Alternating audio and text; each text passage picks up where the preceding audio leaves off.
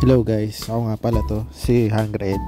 Nandito tayo ngayon sa SM Bacoor para kumain dito sa Tongyang Plus.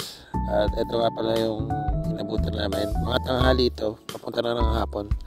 So nag-ready na sila. Hindi ka agad makakapasok kasi. So pinaprepare pa nila yung pagkain sa loob. So ito nakapasok na nga pala ako. Nandito ako sa may dessert section. Yan, nakita niyo yung mga mga dessert nila. Tapos ito naman yung sa meat section nila. Yan, dami niyan guys. Pwede kayo mamili. Merong seafood, may chicken, may beef, may pork. Tapos ito yung mga sausawan nila na ikaw pwede gumawa, ikaw na bahala. Tapos ito yung mga mga gulay nila guys. Ayan. Sarap yan. Testingin nyo guys. Ayan. Punta kayo dito. Tapos ayan, ito ay ang mga dim sum nila.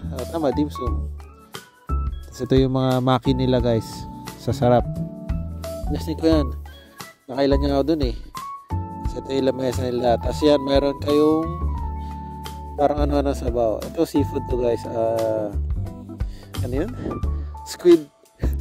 Squid star. Nakalimutan ko na. Pero yan, ito naman yung mga maki guys. Ayan, ang sarap. Grabe. Ito, alam ko maki rin yun eh. Sorry guys, hindi ko masyado maalala.